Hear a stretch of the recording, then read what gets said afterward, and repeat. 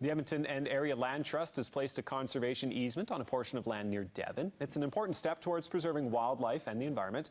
Pam White is here to tell us more about it. I guess let's just start with the basics, Pam. What is the Edmonton and Area Land Trust, and what do you guys do? We're a nature conservancy which is focused on Edmonton and the surrounding area. So we secure land, we steward it and look after it forever. And of course we do this with our wonderful volunteers. Yeah, so why is it important to conserve land in this area? It's important because we are the second fastest growing area in the whole of Canada. So natural areas are going faster than we can manage to reclaim them. So we like to take part in this really important work, and so does everybody, because they really benefit from being in nature. So tell me a little bit about this piece of land near Devon here. It looks gorgeous. It is gorgeous. It's really important to us all because there's only 0.5% of Alberta left in native aspen parkland. So this land is special because it's part of a series of protected areas, and in its own right it's got massive white spruce that are over 100 years old, and then special species as well. So the landowner just saw a fisher this year. They're really rare to see, you know, and some species at risk like great blue heron or pileated woodpecker.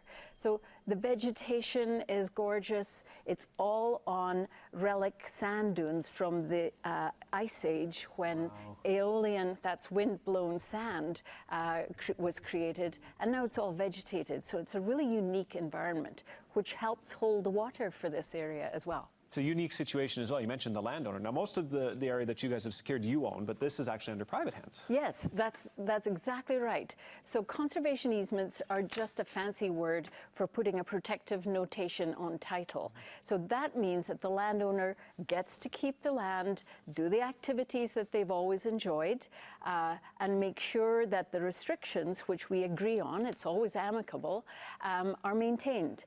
It's our job to make sure in perpetuity that these conservation values are upheld. So it's kind of a win-win-win. How do you do that? Is it like through provincial regulation, federal regulation? How are you able to keep these covenants on? It's a legal thing which gets registered on land title. And there is a federal relationship where if the land is ecologically valuable, if it's a natural area, the landowner might want to take advantage of an eco-gift program where they get some financial benefits when they do that as well. So are there areas, pieces of land, I mean, obviously this is private property, are there trusts in the area here that we can go visit and see nature in all its glory? Certainly. If you go on our website, there's 10 other properties, all of which can be visited. And with conservation land, it might be of interest to people to see conservation lands. Just next week, we're hosting a series of interpretive tours on a future conservation easement in the city of Edmonton, the largest old-growth forest in a loop of the river, with ag lands and interpretive tours of that. So anyone can visit on that open day, and we hope to achieve this by next year. If people want to help out, how can they do so? Well, we always welcome volunteers for the lands that we own. We go out, we steward them, we look after trails. We've maybe got people back in their homes building nest boxes or bee hotels and things like that for us. There's a really fun time out in the land, though, and everybody is going to feel better once they've done that. So, I'm sorry to interrupt. If there's any landowners out there that are looking at their property going, you know, it would be a shame to see houses pop up on this, what can they do? Can they contact you guys? What's the process like? We would evaluate it. We'd have a good talk with them. We might go over the land with them and discuss what their long-term objectives are. We always want to make sure that they're clear on what the restrictions might be. So it's usually fundamentally no subdivision, no cutting of trees, and then there's others that that they may be interested in too. Usually no cultivation. But it doesn't have to be on the whole piece of land. It can be on a portion.